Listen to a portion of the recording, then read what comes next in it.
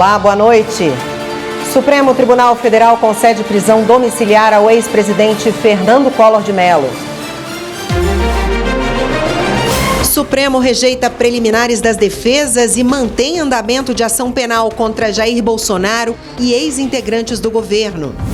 Justiça de São Paulo dá prazo de 5 dias para o ex-governador João Dória quitar dívida de IPTU de R$800 mil. Instagram, YouTube, TikTok e Mercado Livre são obrigados a excluir conteúdos e anúncios sobre cigarros eletrônicos. Supremo cria banco de dados exclusivo para pessoas com deficiência que querem fazer estágio na corte. E ainda, TJ do Ceará celebra os resultados do programa Justiça Restaurativa. O Jornal da Justiça desta quinta-feira, 1º de maio, começa agora.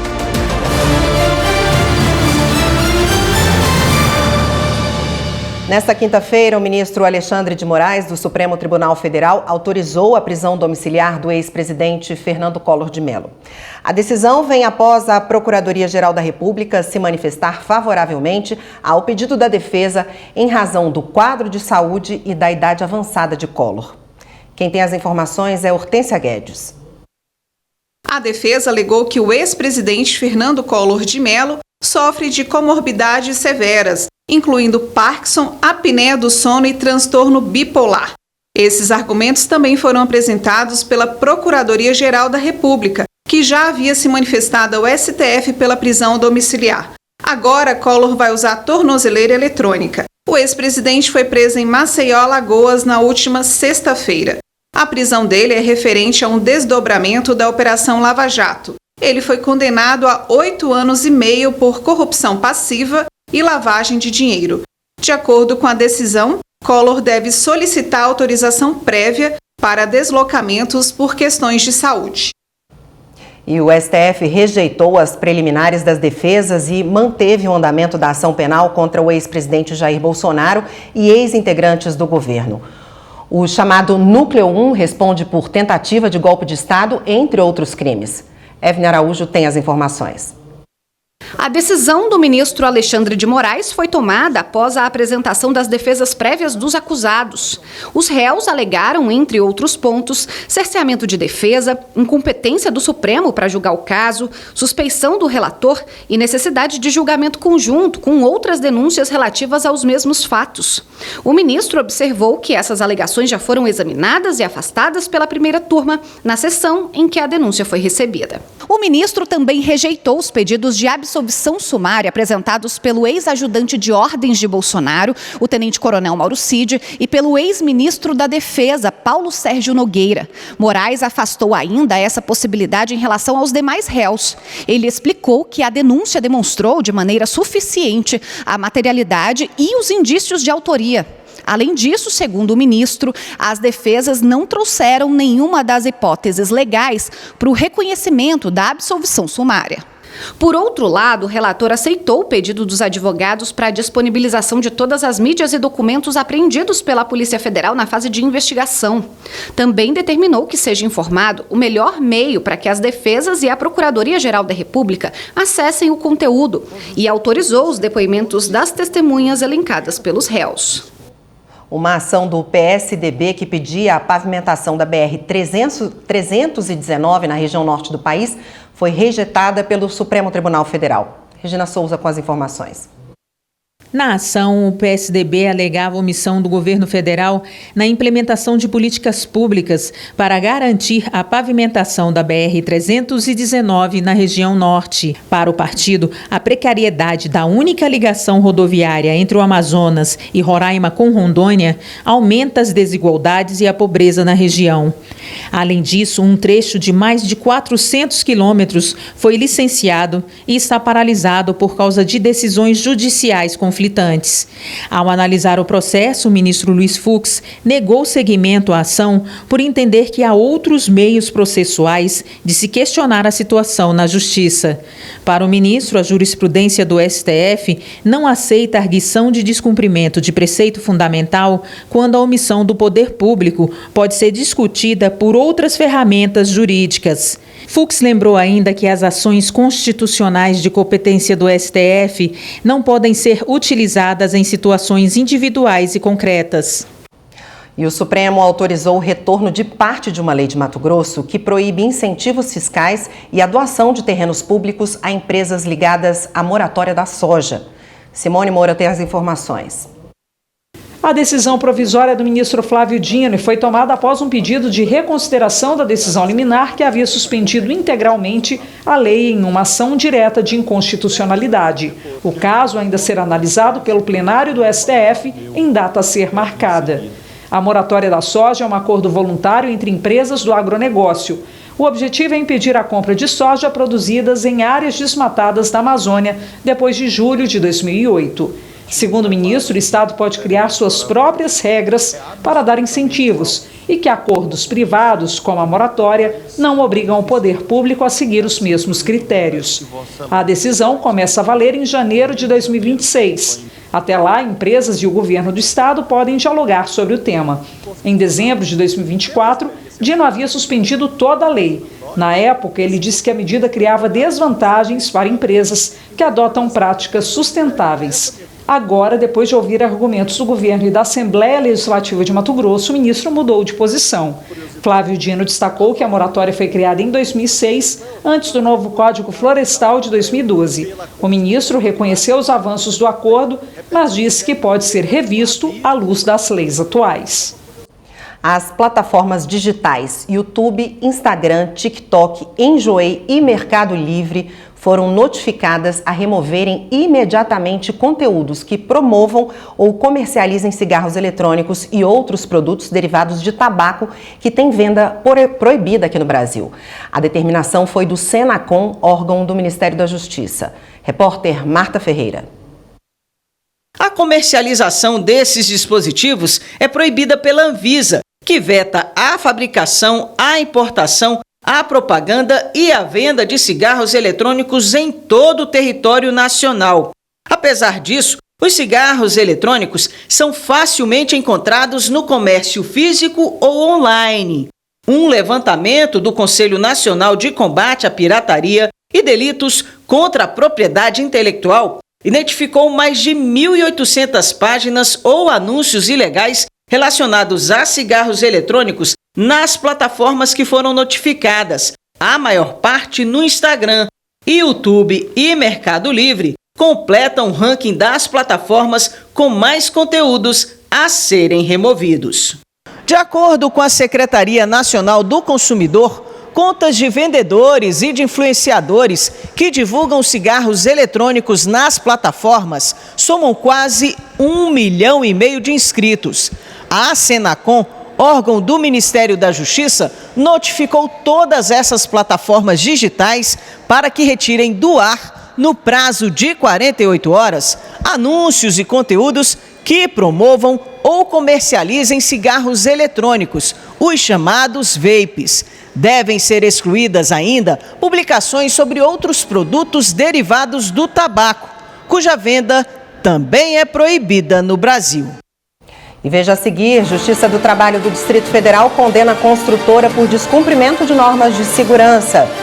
E a Justiça de São Paulo dá prazo de 5 dias para o ex-governador João Dória quitar dívida de IPTU de R$800 mil. As informações no próximo bloco.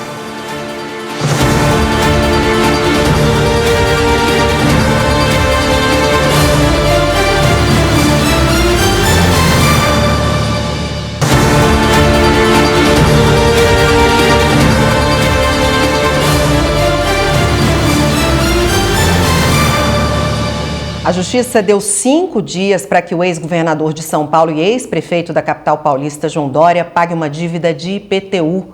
Anderson Arcoverde tem as informações. O imóvel fica localizado no Jardim Europa, uma das regiões mais ricas da cidade de São Paulo. A dívida inicial era de pouco mais de R$226 mil, valor referente ao IPTU de 2014. Com a correção, o débito passou para R$812 mil. Na decisão, a Vara de Execuções Fiscais de São Paulo determinou que o ex-governador pague a dívida em até 5 dias ou ofereça bens como garantia de execução do débito. Em caso de descumprimento, João Dória poderá ter bens bloqueados e penhorados para quitar o saldo devedor. Em nota, o ex-governador afirmou que não tinha conhecimento da dívida. Ele disse que tem vários imóveis na região, todos com IPTU quitado, e que houve uma unificação de 2 terrenos, o que pode ter provocado a falta de pagamento. O ex-governador afirmou ainda que está verificando a situação junto aos órgãos competentes para, se for o caso, quitar qualquer pendência. O Superior Tribunal de Justiça anulou provas coletadas por policiais de São Paulo durante uma prisão por tráfico de drogas. O tribunal considerou que houve ilegalidade nas buscas coletivas feitas pela polícia. O repórter Jáfer Araújo tem os detalhes dessa decisão da 6ª turma do STJ. O colegiado de direito penal considerou que a entrada indiscriminada de agentes em várias residências próximas ao local de uma abordagem é uma varredura ilegal. De acordo com os autos, policiais patrulhavam uma região da capital paulista, conhecida como Favela do Coruja, quando avistaram 2 suspeitos. Ao notarem a presença dos agentes, ambos tentaram fugir, mas foram detidos. Durante a revista, um deles teria confessado informalmente que a quantia de R$2.000 que portava era do tráfico de drogas. Com base nessa suposta confissão, os policiais então realizaram uma varredura em barracos próximos e encontraram drogas em um imóvel cuja porta estava apenas encostada. O Tribunal de Justiça de São Paulo considerou válida a entrada dos policiais nas residências sob o fundamento de que a inviolabilidade de domicílio admite exceções, como nos casos de flagrante delito. No entanto, o relator do recurso na 6ª turma, ministro Rogério Schietti Cruz, destacou que a inviolabilidade de domicílio é direito fundamental na Constituição e que o Código de Processo Penal exige, no caso de mandado de busca domiciliar, a identificação mais precisa possível do imóvel onde será realizada a diligência e o nome do respectivo proprietário ou morador. Assim, sobre o caso concreto, Rogério Schietti Cruz afirmou que, embora a busca pessoal tenha sido lícita devido à tentativa de fuga do suspeito, a entrada subsequente em todas as residências próximas ao local da abordagem foi ilegal, pois configurou uma varredura coletiva e indiscriminada. Com isso, o ministro considerou ilícitas as provas derivadas da diligência e, como nenhuma droga havia sido apreendida na busca pessoal, determinou a absolvição por falta de comprovação da materialidade do delito. Um metalúrgico conseguiu uma decisão favorável para receber integralmente o adicional de periculosidade, que corresponde a 30% do salário. A 7ª turma do TST considerou inválida a norma coletiva que permitia o pagamento em função do tempo de exposição ao risco. A reportagem é de Rafael Silva. O profissional trabalhou na Uzi Minas por 34 anos. Ele entrou com processo pedindo para receber adicional de periculosidade integral por ter trabalhado exposto a risco elétrico acima de 250 volts. O pedido foi aceito em primeiro grau, mas o Tribunal Regional do Trabalho da 3ª Região, em Minas Gerais, entendeu que as negociações coletivas que previam a proporcionalidade do aditivo deveriam ser respeitadas.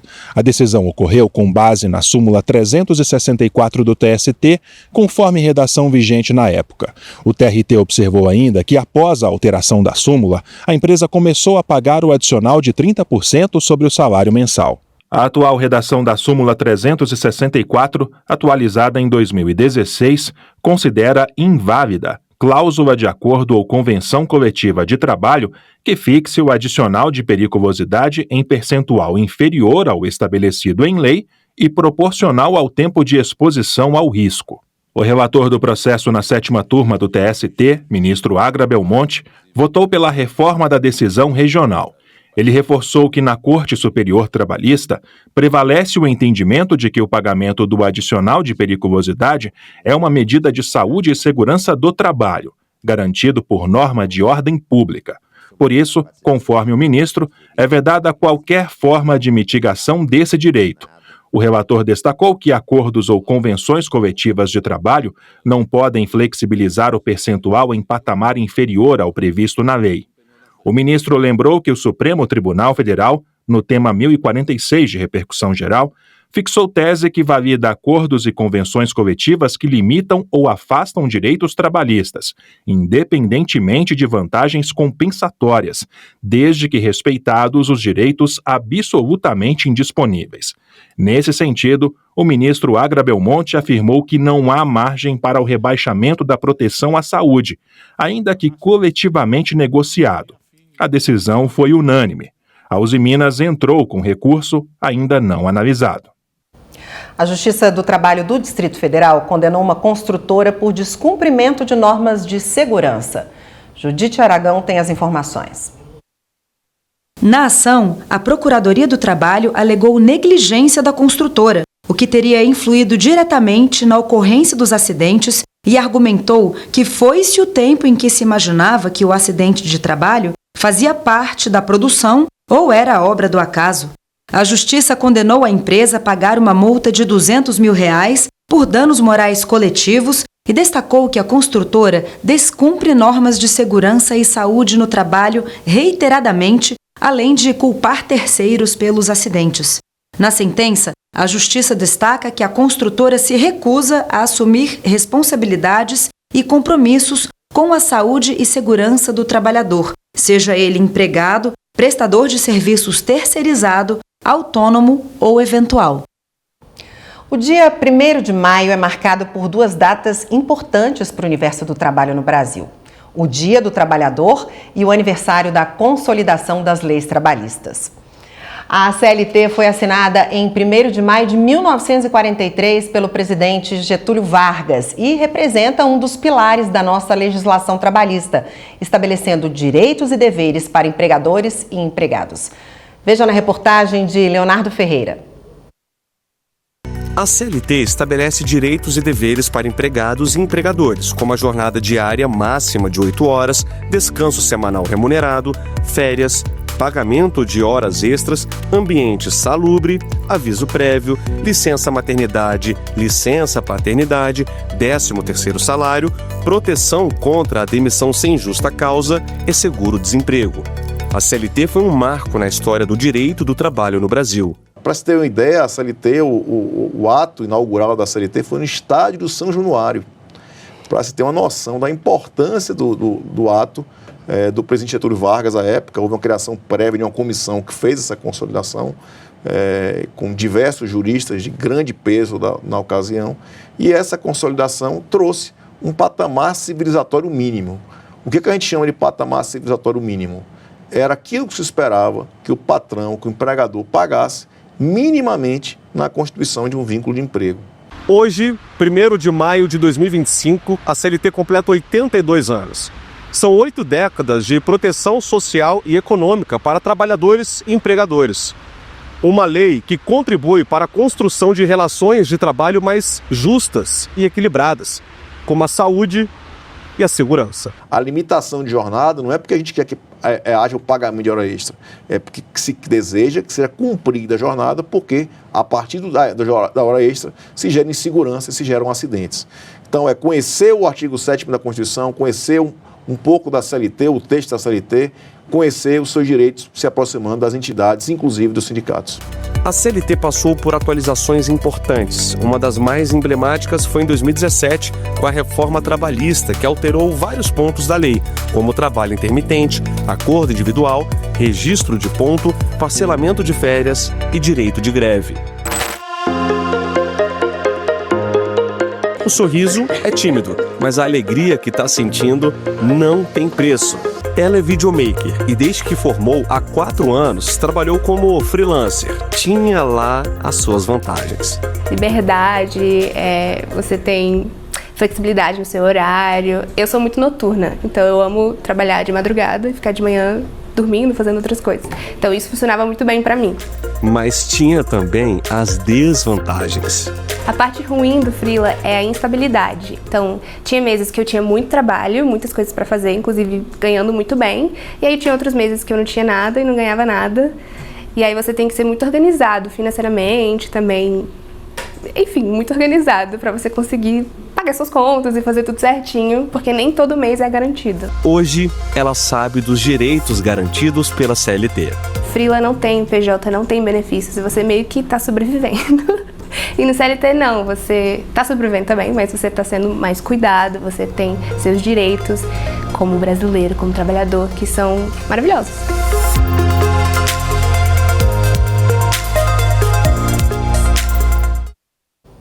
E veja a seguir, Justiça Federal condena 2 pessoas por venda de informações sobre relatórios da Controladoria Geral da União. E o Supremo cria banco de dados exclusivo para pessoas com deficiência que querem fazer estágio aqui na Corte.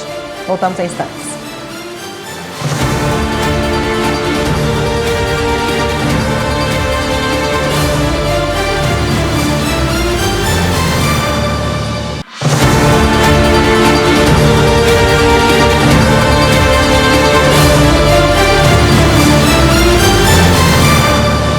O Supremo suspendeu os efeitos de uma decisão da Justiça de São Paulo que impede a criação de funções de confiança em órgãos de educação do município de Lorena. Segundo a decisão, o tempo para a Prefeitura reestruturar os cargos do setor não é suficiente diante do pequeno prazo concedido pela Justiça Estadual. As informações com o Evne Araújo. A decisão provisória foi do presidente do STF, ministro Luiz Roberto Barroso, e vale até a análise definitiva do pedido. A ação foi movida pelo município de Lorena contra a decisão do Tribunal de Justiça de São Paulo. A Corte Paulista declarou inconstitucional a criação das funções de confiança no sistema de ensino municipal e deu prazo de 120 dias para a reorganização do quadro de funcionários. Ao STF, a Prefeitura disse que o prazo não é razoável. Barroso reconheceu que, para cumprir a decisão, será necessário reestruturar as ocupações previstas na lei. Essa tarefa pode exigir diversos atos, como a criação de novos cargos públicos por lei, o planejamento orçamentário para contratar novos servidores e a realização de concurso público. Além disso, segundo o relator, casos como o analisado na decisão têm peculiaridades relacionadas ao serviço da educação, que requer a continuidade das aulas e demais atividades durante o ano letivo. E o Supremo criou um banco de dados exclusivo para pessoas com deficiência que querem fazer estágio na Corte. A iniciativa, coordenada pelo programa STF Sem Barreiras, tem o objetivo de ampliar a inclusão e a representatividade, além de garantir o cumprimento da norma que reserva 10% das vagas para pessoas com deficiência. A carga horária é de 4 horas por dia, com bolsa de R$ 1.525, além de auxílio transporte. O formulário para cadastro dos currículos está disponível no site do tribunal. Anota aí, stf.jus.br. A Justiça Federal condenou 2 denunciados pelo MPF por venda de informações sobre relatórios da Controladoria Geral da União no Pará. As informações com o Márcio Fontinelli. A partir das provas apresentadas pelo Ministério Público Federal, uma ex-servidora da Controladoria Geral da União e o prefeito de uma cidade no Pará foram condenados por corrupção passiva. A dupla estava envolvida em um esquema de venda de informações para gestores públicos no estado, com o objetivo de burlar a fiscalização da CGU. Tanto o prefeito quanto a ex-servidora receberam penas de 2 a 3 anos de prisão, mais o pagamento de multa. O Tribunal de Justiça de Mato Grosso criou um canal de comunicação para receber sugestões. A iniciativa permite o diálogo com advogados e sociedade para padronizar decisões do Judiciário do Estado em ações que tratam do mesmo tema. Repórter Carlos Celestino. No site do Tribunal de Justiça de Mato Grosso, o portal do Núcleo de Gerenciamento de Precedentes e Ações Coletivas, o NUGEPNAC, disponibilizou o formulário de sugestão para indicação de matérias. O canal de comunicação foi criado para receber sugestões de temas do Incidente de Resolução de Demandas Repetitivas, o IRDR, e do Incidente de Assunção de Competência, o IAC. O juiz coordenador do NUGEPNAC diz que essa iniciativa possibilita o diálogo com operadores do direito e a sociedade. Essa possibilidade do IRDR, além da repetição, ela traz em si também esse conflito de decisões. Então, o profissional ele vai dizer, olha, tal situação, nessa ação que trata sobre tal tema, ela está se repetindo bastante e os juízes estão decidindo de forma diferente.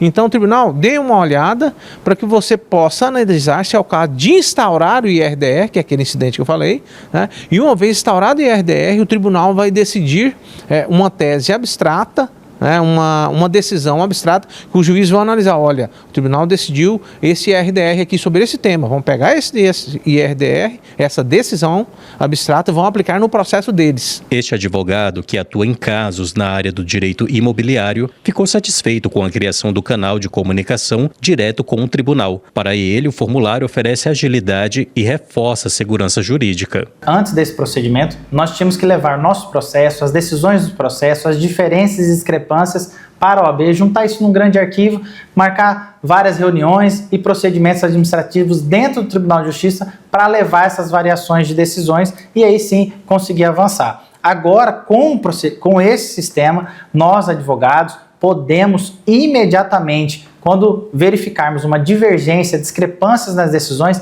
levar isso para o tribunal. E o tribunal, quase em tempo real, vai tomar conhecimento dessas discrepâncias e tomar melhores decisões na uniformização, que é o objetivo desse procedimento.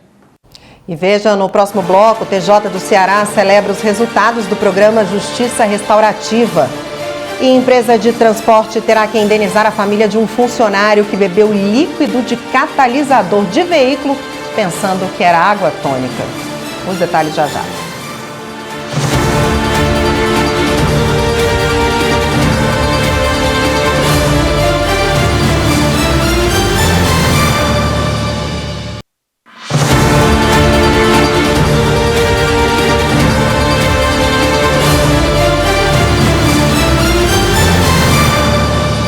No Rio de Janeiro, uma empresa de transporte coletivo vai ter que indenizar os herdeiros de um inspetor de tráfego em R$250 mil. O empregado teria bebido líquido catalisador de veículo pensando que era água tônica. A decisão é da primeira turma do TST e os detalhes quem tem é o repórter Pablo Lemos.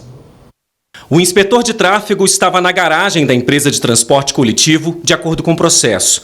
Ele acabou bebendo um catalisador que é utilizado no escapamento de veículos, pensando que era água tônica dentro de uma garrafa PET. O homem foi levado para o hospital com sintomas graves. Ele ficou em coma induzido por 23 dias e foi afastado pelo INSS com diversas sequelas. O acidente foi em 2002 e o processo foi considerado prescrito inicialmente. A questão chegou ao Tribunal Superior do Trabalho em 2016, que afastou a prescrição e determinou o retorno à instância de origem. Durante a nova tramitação, o trabalhador faleceu e os herdeiros passaram a representá-lo na ação. A empresa entrou com recurso no TST após sentença de primeira instância favorável aos herdeiros. O relator, ministro Amaury Rodrigues, destacou que a prática de guardar catalisador em garrafas PET sem qualquer identificação, em local habitualmente utilizado por trabalhadores, foi determinante para o acidente. Para o ministro, o valor fixado de R$250 mil de indenização respeitou os princípios da razoabilidade e proporcionalidade. A decisão foi unânime. A terceira turma do Superior Tribunal de Justiça considerou válida a exclusão extrajudicial de um sócio com base no estatuto sem registro. Quem explica é Kátia Gomes. O caso julgado teve início quando um grupo de pessoas criou uma empresa e registrou o contrato social na junta comercial. Depois disso, todos assinaram um estatuto que permitia a exclusão extrajudicial dos sócios. Com base nesse estatuto, um deles foi excluído. Em ação ajuizada para anular a decisão, o sócio excluído argumentou que o contrato registrado não falava sobre esse tipo de exclusão. Tanto o juiz quanto o tribunal negaram o pedido. No STJ, o sócio argumentou que o estatuto não tinha valor legal por não estar registrado na junta comercial. O ministro relator do caso, Ricardo Vilas Boas Cueva, explicou que, mesmo sem registro, o estatuto era válido, pois foi assinado por todos os sócios e seguia as regras legais. Ele disse que o estatuto pode ser visto como uma extensão do contrato social, já que os sócios sabiam das regras e aceitaram os riscos ao assiná-lo. O ministro destacou que o estatuto tratava de assuntos da empresa, não apenas de acordos entre os sócios. Para ele, não faria sentido os sócios assinarem um documento que contrariasse o contrato recém-registrado. Ricardo Vilas Boas Cueva afirmou ainda que mudanças no contrato social passam a valer para os sócios imediatamente, mesmo sem registro, e para terceiros a partir do seu arquivamento. A justiça restaurativa permite reparar o dano causado à vítima e gerar reflexão no infrator.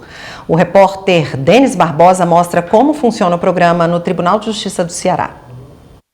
No TJCE, desde 2017, o NUJUR, Núcleo Judicial de Justiça Restaurativa, vem fortalecendo a aplicação desse método. Por meio de uma equipe de profissionais, a busca pela solução dos conflitos é acompanhada por atividades e obrigações que valorizam a construção de uma sociedade mais respeitosa. A gente recebe, no Núcleo da Justiça Restaurativa, processos oriundos da Vara da Infância e Juventude. Nesses processos, o facilitador faz um trabalho de círculos de construção de paz, de diálogo, com o fim de dar uma conscientização ao infrator, ou, em outro caso, a pessoa que possa ter praticado o crime, da sua autorresponsabilização.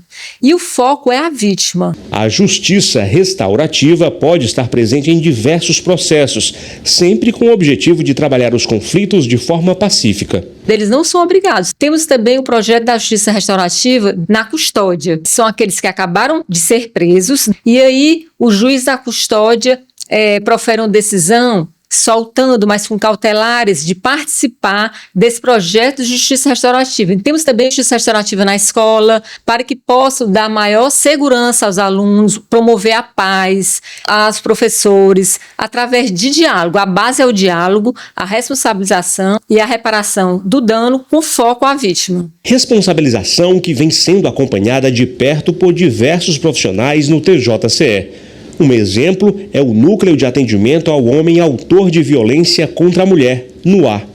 Ligado à Vara de Penas Alternativas de Fortaleza e com convênio com a Pastoral Carcerária, o NUAR vem trabalhando diversas metodologias, entre elas a da justiça restaurativa, por meio dos círculos de construção de paz, proporcionando autorresponsabilização dos homens e a possibilidade de novas histórias de vida surgirem. Ela recebe esses homens que são encaminhados por meio de medida protetiva, onde eles têm a obrigatoriedade de participar do projeto. Então é possível que esse homem seja trabalhado, o comportamento dele, para ele assim conseguir romper e enfrentar realmente a violência.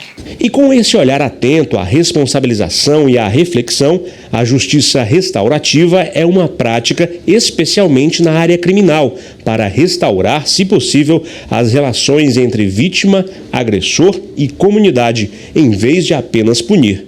É também aliada da punição e conta com participação ativa de todos para resolver o conflito.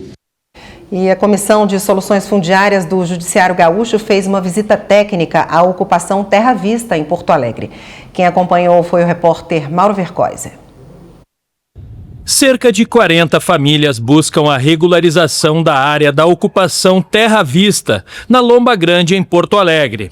O local possui uma área verde preservada. Está sendo ocupada há 2 anos. A visita técnica da Comissão de Soluções Fundiárias foi até a área para verificar as condições de moradia, água potável, iluminação, a situação das crianças e o acesso a creches e escolas. Para a juíza de direito, Josiane Calef Estivaletti, coordenadora do Sejusc da capital, o objetivo da atividade é avançar no debate sobre a regularização dos terrenos ocupados e encontrar uma solução entre as famílias envolvidas e o proprietário da área. Nós já tivemos 2 sessões de mediação online, fizemos agora essa visita e o próximo passo é fazermos um relatório onde vai ser acostado todas as fotos e o registro de tudo que compõe esta visita, e possivelmente nós vamos marcar novas sessões para conversar com os moradores, com a cooperativa, com os proprietários da área, para ver se nós vislumbramos uma solução para essas 40 famílias que atualmente residem aqui nesse local. O presidente da cooperativa Terra Vista, que responde pela ocupação da área, destacou que aguarda por uma solução para resolver a situação das famílias no local. Estamos tentando falar com o senhor Ariel, o proprietário do terreno, chegar numa negociação para nós comprar a terra dele. mas até o momento a gente não teve nenhuma ação da parte dele, né? A moradora da ocupação, Lucimara Ferreira Rodrigues, espera que a situação se resolva o mais rápido possível e encontrou uma solução para diminuir o impacto das mudanças climáticas na sua casa. Ela colocou caixinhas de leite que ajudam a proteger a moradia do calor e do frio. Foi a melhor coisa que eu fiz aqui. Essa ONG nos ajudou muito, porque não entra um ventinho dentro de casa, né? Protege muito do frio, do calor e dos bichos também, né? A visita técnica integra as ações do Poder Judiciário no enfrentamento de conflitos fundiários urbanos, na promoção de soluções que respeitem os direitos humanos, a dignidade e a cidadania. Para a advogada da cooperativa, Clarice Galeazzi Zanini, a expectativa é que uma negociação seja mediada pela comissão para resolver a situação das famílias no local. Para que as pessoas se sintam vidas dignas, né? Elas não são mais um monte de pessoas perdidas. Elas têm aqui, com o objetivo de conquistar a terra deles e a casa deles, também o objetivo de fazer uma comunidade. Eles têm cozinha solidária. Esse galpão que vocês estão vendo foi um abrigo durante o tempo da enchente para famílias de fora. Uma atividade de capoeira tem sido incentivada no salão comunitário do assentamento, para ajudar no desenvolvimento psicomotor das crianças e adolescentes, evitando que eles fiquem ociosos e nas ruas. E agora vamos conversar com o BA, que é um professor aqui de capoeira, nesse salão especial aqui há mais de 2 anos, com quase 100 alunos. Vamos bater um papo com ele aqui. Tudo bom, BA? Tudo ótimo. Como é que está o trabalho aqui? Como é que vocês fazem? Quantos dias o pessoal participa aqui? É dentro aqui do próprio assentamento? É, aqui dentro mesmo do próprio assentamento. A gente já está aqui há quase 2 anos. Eu trabalho com capoeira aqui na comunidade já tem mais de 30 anos, né? E desde que eu comecei a dar aula, todos os lugares que eu dou aula, as aulas são gratuitas. Aqui a gente está terças e quintas. A gente tem um local que ele é cedido, né? Ele é cedido para nós o espaço. Com essa proposta de trazer as crianças da comunidade, aqui do assentamento mesmo, para participarem das aulas. Não só as crianças, mas os adultos também participam, né? Tanto que no horário da noite a gente tem pais treinando junto com os filhos.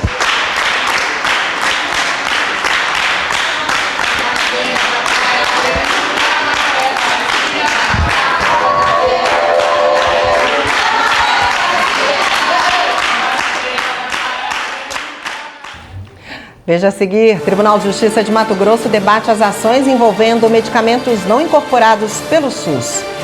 E a gente mostra como foi o casamento coletivo de mais de 70 casais promovido pelo Judiciário de Minas Gerais. Voltamos já.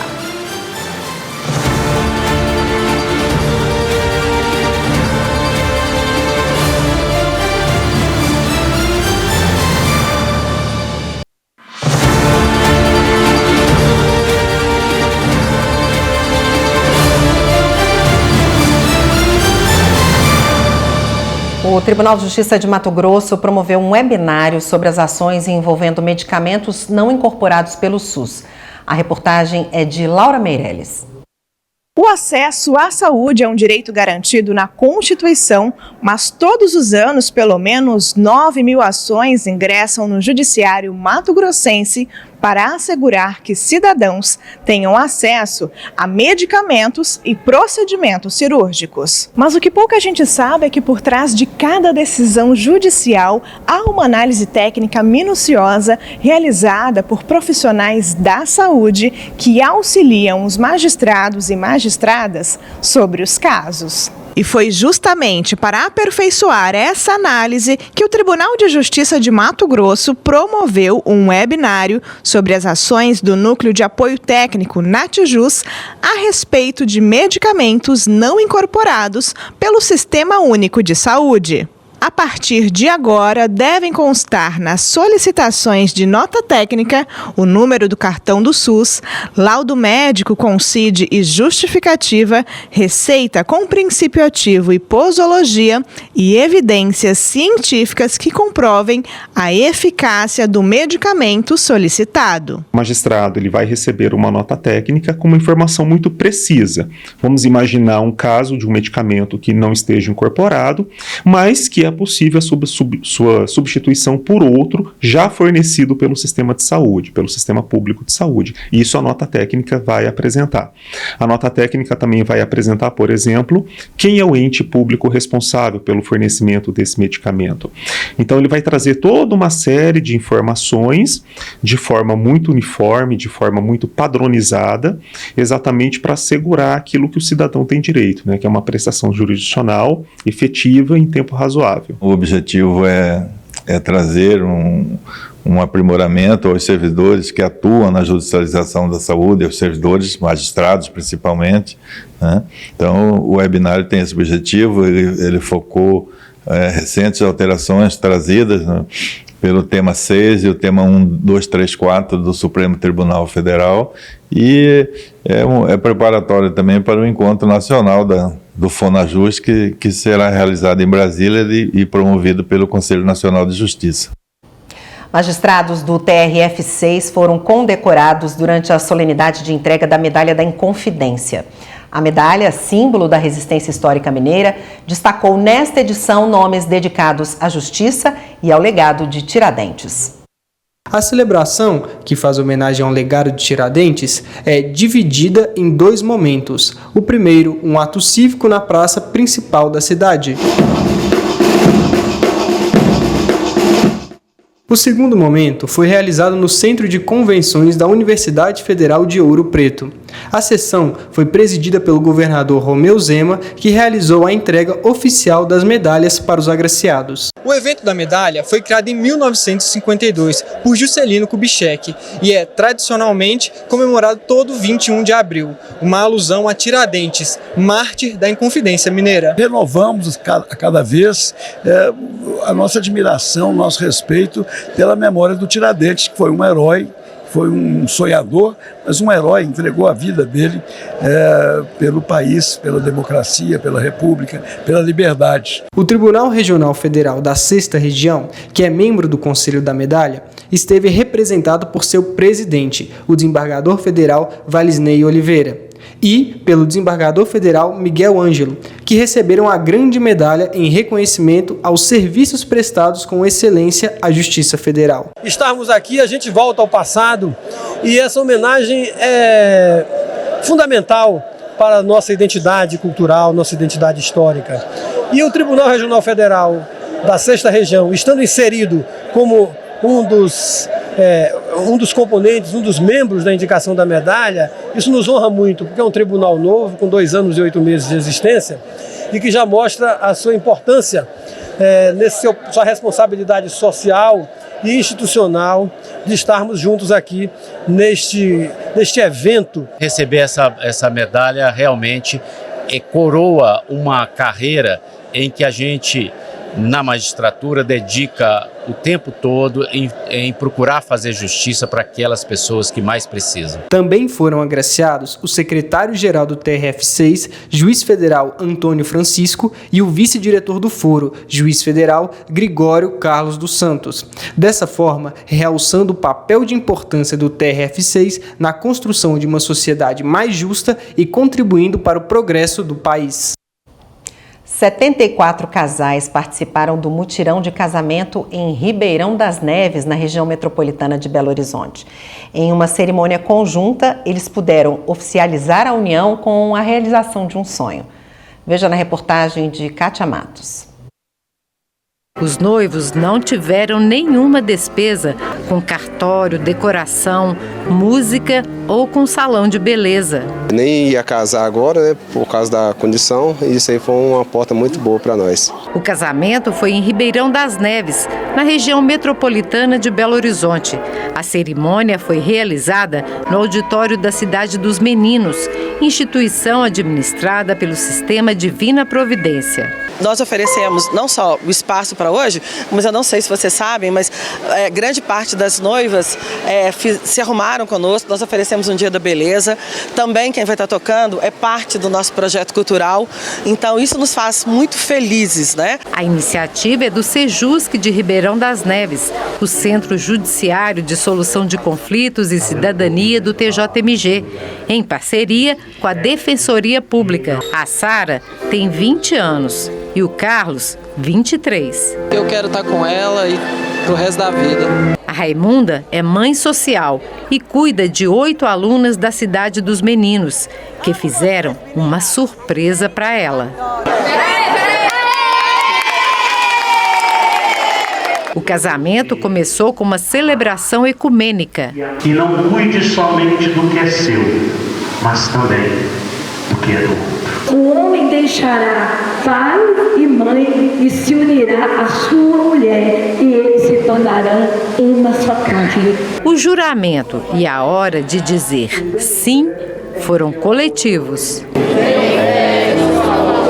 Por essas razões, eu digo sim. Em seguida, os noivos foram chamados um a um ao palco e receberam a certidão de casamento. O casamento comunitário formaliza a união de casais que já vivem juntos, mas que não podem pagar as despesas da cerimônia. E a conversão da união estável para o casamento civil garante mais segurança jurídica e amplia o acesso a direitos. A pessoa companheira vai ter os mesmos direitos da pessoa casada. Só que o casamento tem uma vantagem que é a formalidade. Então você já tem aquilo provado numa certidão, porque na prática muitas pessoas vivem em união estável, mas não tem aquilo documentado. E aí depois quando a união acaba, ou um dos dois acaba falecendo, enfim, tendo algum outro fim, ela tem que ainda provar aquilo, buscar um reconhecimento judicial e aí ter aqueles direitos reconhecidos. Com o casamento, você com a certidão, você já tem aquilo documentado e tudo resolvido. Fica mais fácil. Com a conversão, você confirma o que já estava para trás e aí também traz essa presunção daqui para frente. Então, eles garantem que o tempo anterior também fica considerado nas mesmas garantias de direitos do casamento e daqui para frente fica igual ao casamento. Os filhos dos casais também acompanharam a cerimônia. Eu vou ter eles todo dia lá em casa comigo, para mim ficar lá todo dia com eles abraçado.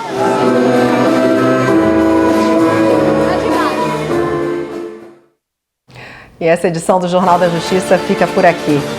Uma ótima noite para você e até amanhã.